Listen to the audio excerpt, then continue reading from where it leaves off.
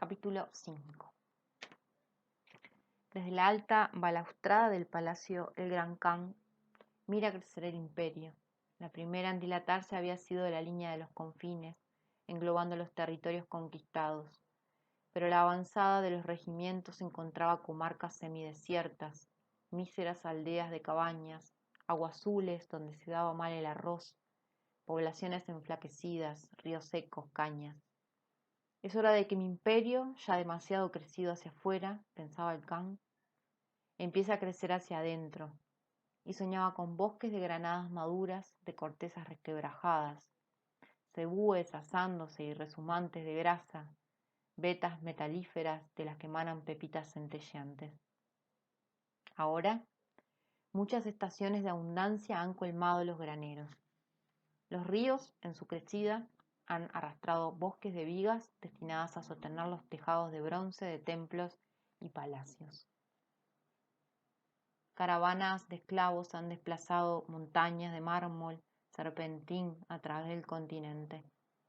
El Gran Khan contempla un imperio cubierto de ciudades que pesan sobre la tierra y sobre los hombres, abarrotado de riquezas y de estorbos, recargado de ornamentos y de misiones, complicado por mecanismos y jerarquías, hinchado, tenso, turbio. Su propio peso es el que está aplastando al imperio, piensa Khan Kublai. Y en sus sueños aparecen ciudades ligeras como cometas, ciudades caladas como encajes, ciudades transparentes como mosquiteros, ciudades nervadas de hojas, ciudades línea de la mano, ciudades filigrana para ver a través de su opaco y ficticio espesor. Te contaré lo que soñé anoche, dice a Marco. En medio de una tierra chata y amarilla, sembrada de meteoritos y de rocas erráticas, veía elevarse a lo lejos las aguas de una ciudad de pináculos afilados, hechos de modo que la luna en su viaje pudiera posarse ya en uno, ya en otro, o mecerse colgada de los cables de las grúas. Y Polo. La ciudad que has soñado es la Laj. Esas invitaciones a hacer alto en el cielo nocturno las dispusieron sus habitantes, para que la luna conceda a todas las cosas de la ciudad el don de crecer y volver a crecer sin fin. Hay algo que no sabes, añadió el Khan. Agradecida, la luna ha otorgado a la ciudad de la Laj un privilegio más raro, crecer en ligereza. Las ciudades sutiles. 5. Si queréis creerme bien, ahora diré cómo es Octavia, ciudad telaraña. Hay un precipicio entre dos montañas abruptas. La ciudad está en el vacío, atada a las dos crestas por cuerdas y cadenas y pasarelas. Uno camina por los travesaños de madera, cuidando de no poner el pie en los intersticios o se aferra a las mallas de una red de cáñamo. Abajo no hay nada en cientos y cientos de metros. Pasa alguna nube, se entrevé más abajo el fondo del despeñadero. Esta es la base de la ciudad, una red que sirve para pasar y para sostener. Todo lo demás, en vez de alzarse encima, cuelga hacia abajo. Escalas de cuerda, hamacas, casas en forma de bolsa, percheros, terrazas como navecillas, odres de agua, piqueras de gas, asadores, cestos colgados de cordeles, montacargas, duchas, trapecios y anillas para juegos, teleféricos, lámparas, tiestos con plantas de follaje colgante. Suspendida en el abismo, la vida de los habitantes de Octavia es menos incierta que en otras ciudades. Saben que la resistencia de la red tiene un límite.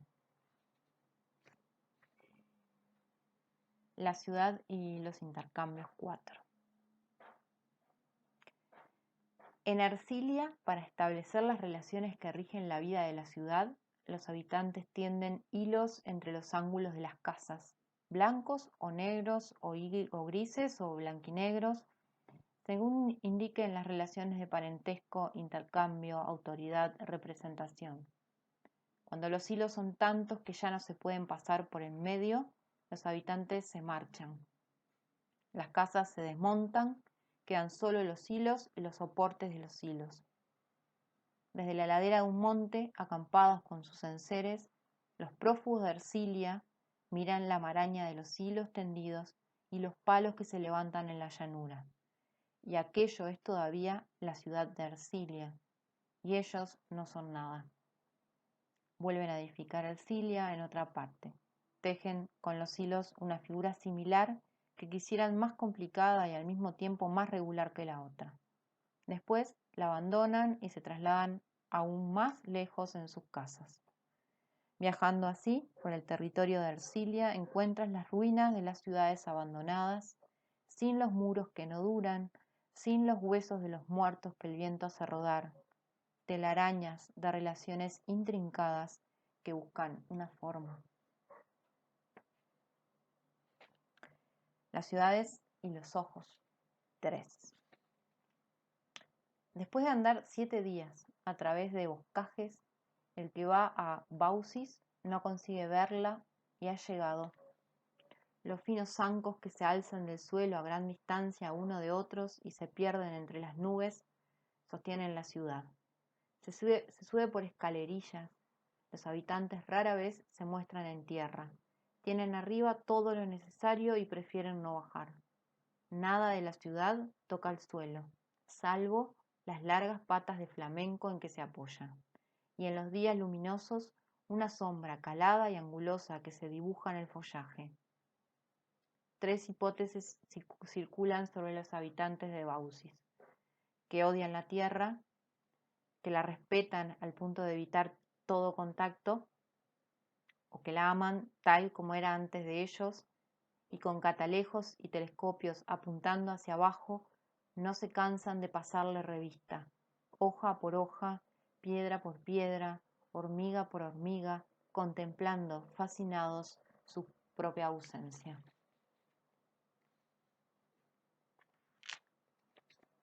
Las ciudades y los nombres. 2. Dioses de 2 especies protegen la ciudad de Leandra.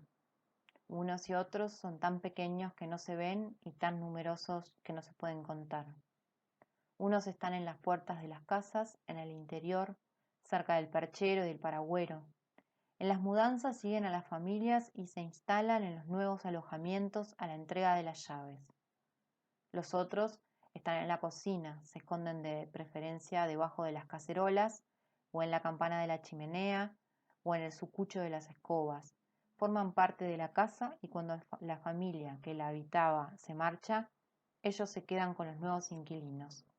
Tal vez ya estaban allí cuando la casa aún no existía, entre las malas hierbas del solar, escondidos en una lata oxidada.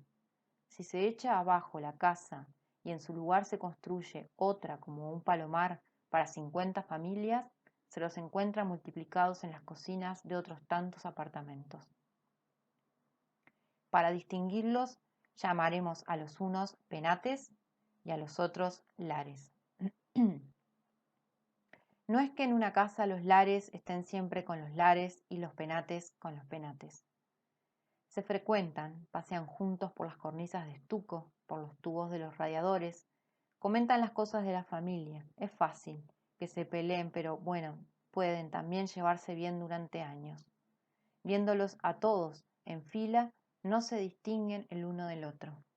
Los lares han visto pasar entre sus muros a penates de las más diversas procedencias y costumbres. A los penates les toca acomodarse codo con los lares de ilustres palacios en decadencia, llenos de inquietud, o con lares de barracas de chapa, quisquillosos y desconfiados. La verdadera esencia de Leandra es tema de discusiones interminables. Los penates creen que son ellos el alma de la ciudad, aunque hayan llegado el año anterior y que cuando emigran se llevan consigo a Leandra. Los lares consideran a los penates huéspedes provisionales, inoportunos, invasores. La verdadera Leandra es la de ellos, la que da forma a todo lo que contiene. La Leandra que estaba allí antes de que llegaran todos esos intrusos y que se quedará cuando todos se hayan ido. Tienen en común esto, que sobre cuanto sucede en la familia y en la ciudad Siempre han de criticar algo.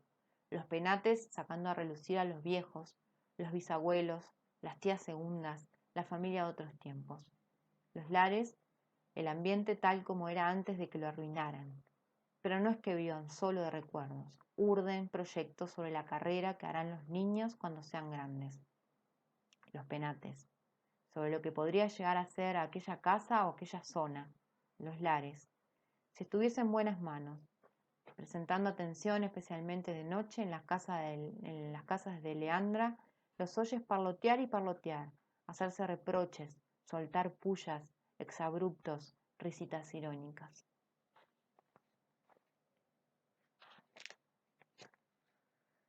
Las ciudades y los muertos, 1.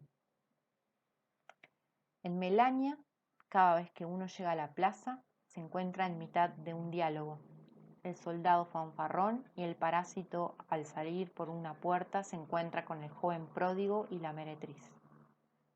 O bien el padre avaro, desde el umbral, da sus últimos consejos a la hija enamorada y es interrumpido por el criado tonto que va a llevar una nota a la Celestina.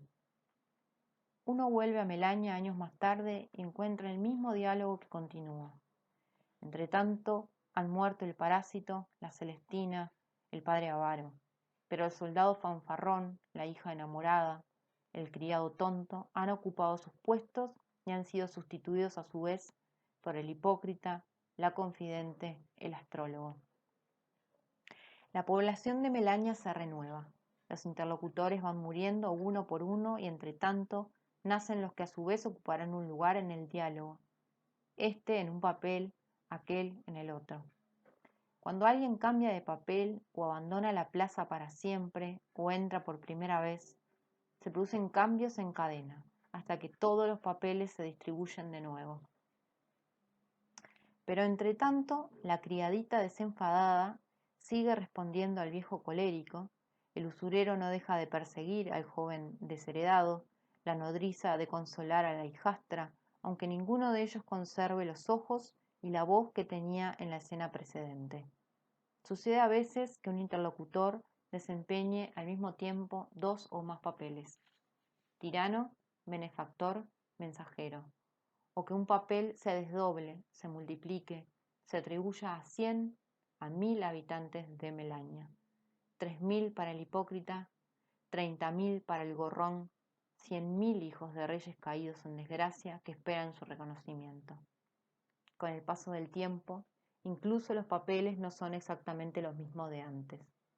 Es cierto que la acción que impulsan, a través de intrigas y golpes de efecto, lleva a algún desenlace final, que sigue acercándose aún cuando la madeja parezca enredarse más y aumentar los obstáculos. El que se asoma a la plaza en momentos sucesivos comprende que de un acto a otro el diálogo cambia, aunque las vidas de los habitantes de Melania sean demasiado breves para advertirlo.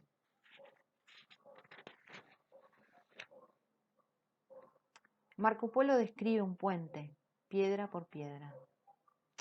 Pero, ¿cuál es la piedra que sostiene el puente?, pregunta Kublai Khan.